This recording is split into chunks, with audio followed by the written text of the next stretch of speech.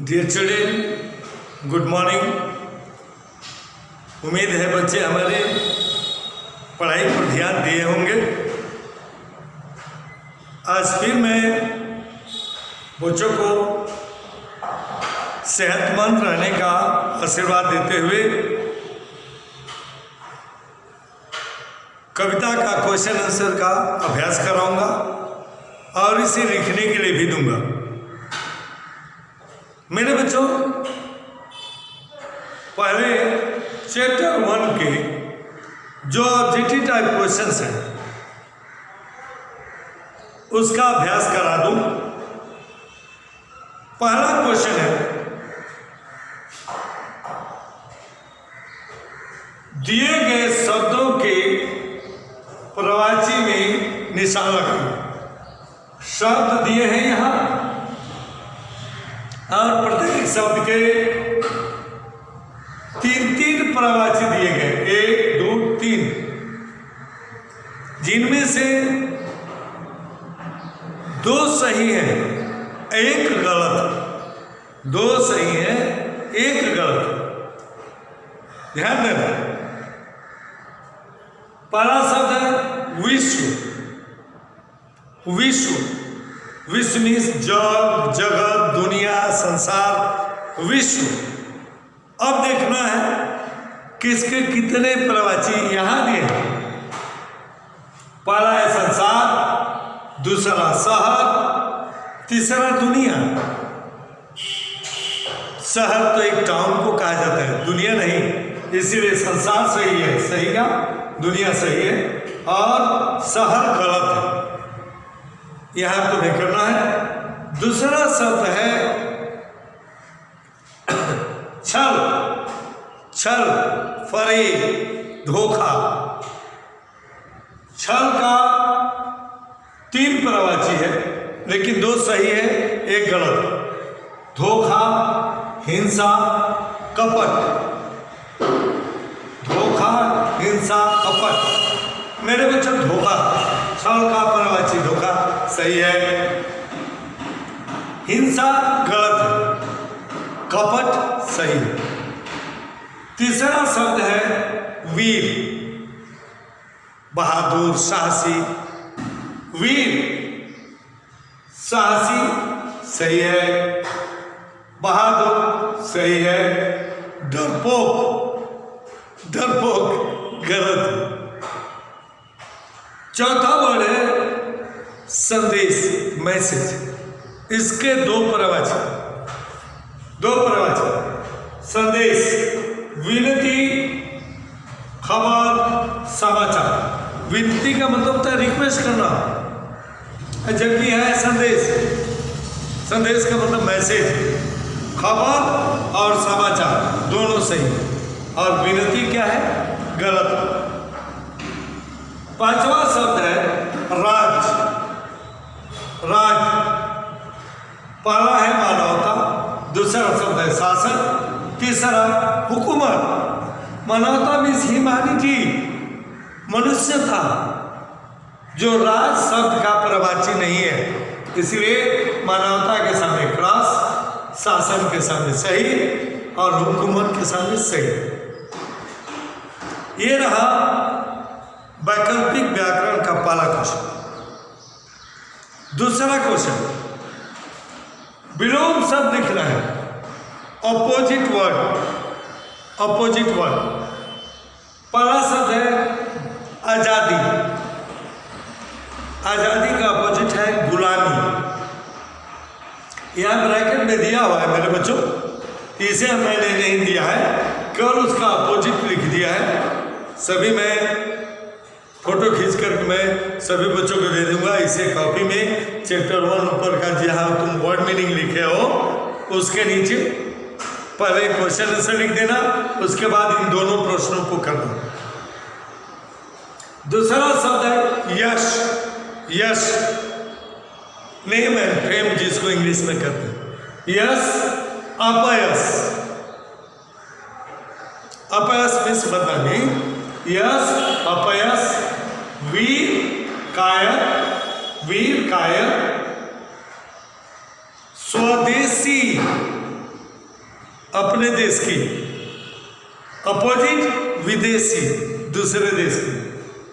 हिंसा अहिंसा, हिंसा अहिंसा, जय पराजय, जय पराजय। मेरे बच्चों, ये 2 ऑब्जेक्टिव टाइप क्वेश्चंस हैं जो तुम्हारे वर्ड मीनिंग के साथ याद रखना। वर्ड मीनिंग केवल हम पोएम का ही निकालते हैं, पोएम, और पूछे भी जाते हैं परीक्षा में, पूछे भी जाते हैं। जिस बच्चे को जितना ही शब्दार्थ का ज्ञान होता है, उसकी भाषा पर पकड़ मजबूत होती है। ज्ञान बढ़ाने का किसी भी भाषा में, किसी भी लैंग्वेज में ज्ञान बढ़ाने का एक ही उपाय है, अधिक से अधिक शब्द और उसके अर्थ का ज्ञान रखो। तुम्हारी पकड़ भाषा पर और भी दृढ़ होती जाएगी, मजबूत होती जाएगी। मेरे बच्चों, इस चैप्टर से कुछ क्वेश्चन आंसर भी है। जैसे पहले मैं डिस्कस कर लेता हूँ ताकि तुम्हें समझने में आसानी हो। जो मैं अर्थ बताया था उसी आधार पर, जब इसका मैं अर्थ बताया था उसी आधार पर मैं प्रश्न और उसका उत्तर बता रहा हूं। पहला, हमारा देश किन महापुरुषों का देश है? हमारा देश किन महापुरुषों का देश है? मेरे बच्चों कहते हैं हमारा देश गांधी, तिलक, सुभाष, पटेल और चंद्रशेखर आजाद आदि देशभक्तों का देश है। जिसको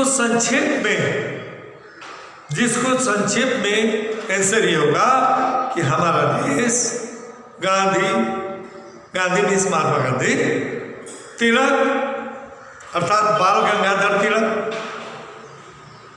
सुभाष अर्थात सुभाष चंद्र बोस, पटेल सरदार वल्लभ भाई पटेल, और जवाहर अर्थात जवाहरलाल नेहरू आदि का देश है। इतनी बातें लंबी हो जाती, इसीलिए मेरे बच्चों मैं आंसर में केवल इतना ही दिया हूं कि हमारा देश गांधी, तिलक, सुभाष, पटेल और नेहरू जैसे देशभक्तों का देश है। ये हुआ पहला आंसर। वंस अगेन ध्यान कर लो, हमारा देश गांधी, तिलक, सुभाष, पटेल और नेहरू जैसे देशभक्तों का देश है। ये रहा क्वेश्चन नंबर 1। अब हम आ रहे हैं क्वेश्चन नंबर 2 पर। हमारा देश क्या संदेश देता है? What type of message our country gives to other country? मेरे बच्चे सभी जानते हैं, आज तो बच्चे भी जानते हैं कि हमारा देश विश्व गुरु के नाम से जाना जाने लगा। अनेक देशों को इस कोरोना पीरियड में हमारे देश ने दवाइयाँ भेजी हैं। पूरे संसार में और संसार के लोगों ने अपने को सेहतमंद रखने के लिए भारत की योग विद्या को अपनाया है। हमारे देश की तुलना करने वाला संसार में और कोई दूसरा देश है नहीं। यहां प्रश्न दूसरा है, हमारा देश क्या संदेश देता है? हमारा देश शांति, नंबर 1 पीस, प्यार, दूसरे से प्यार करना, घृणा न करना, और सबसे बड़ी बात जियो और जीने दो का संदेश देता है। जियो और जीने दो का संदेश देता है। उत्तर है इसका हमारा देश। once again listen carefully, हमारा देश पूरे संसार को, हमारा देश पूरे संसार को शांति प्यार के साथ साथ जियो और जीने दो का संदेश देता है। 1 सेकेंड मेरे बच्चों, हमारा देश पूरे संसार को शांति और प्यार के साथ साथ, शांति और प्यार के साथ साथ मतलब कि पीस एंड लव, शांत रहो, दूसरे से प्यार करना सीखो, उसी को ये कहा गया है। हमारा देश, सके ध्यान दो, हमारा देश पूरे संसार को शांति और प्यार के साथ साथ जियो और जीने दो का संदेश देता है। हमारा देश पूरे संसार को शांति और प्यार के साथ साथ जियो और जीने दो का संदेश देता है। तीसरा क्वेश्चन, मोस्ट इजी क्वेश्चन, व्यापारी बनकर कौन है? भारत में बिजनेसमैन बनकर कौन है और उन्होंने किस तरह की नीति अपनाई? डिवाइड एंड रूल याद करो, जो अर्थ बताया था। हमारे देश में अंग्रेज हमारे देश में व्यापारी बनकर आए। हमारे देश में अंग्रेज व्यापारी बनकर आए और उन्होंने फूट डालो और राज करो की नीति अपनाकर देश के शासक बैठे। 1 सेकेंड, हमारे देश में अंग्रेज व्यापारी बनकर आए, उन्होंने फूट डालो और राज करो, फूट डालो और राज करो, डिवाइड एंड रूल की नीति अपनाकर देश के शासक बन बैठे। दूसरे तरीके से 1 सेकेंड, हमारे देश में अंग्रेज व्यापारी बनकर आए, उन्होंने फूट डालो और राज करो की नीति अपनाकर देश पर शासन करना शुरू कर दिया, अर्थात देश के शासक बन गए। यह है थर्ड क्वेश्चन। चौथा क्वेश्चन, फोर्थ, मेरे बच्चों ध्यान देना, हम न कभी हिंसा के आगे अपना शीश झुकाएंगे। हमारा देश, मेरे बच्चों एक बात ध्यान दो, महात्मा गांधी और भगवान बुद्ध का देश कहलाता है। महात्मा गांधी और महात्मा बुद्ध का देश कहलाता है, जिन्होंने अहिंसा के रास्ते पर चलना सिखाया हमें। अहिंसा अर्थात हिंसा मत करो, जो सबसे प्यार करो।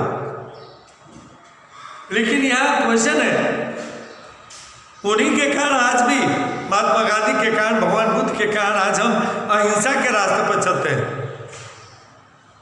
अहिंसा के रास्ते पर किसी से घृणा नहीं करते, सबसे प्यार करते हैं, किसी का नुकसान पहुंचाने की बात अपने मन में नहीं रखते।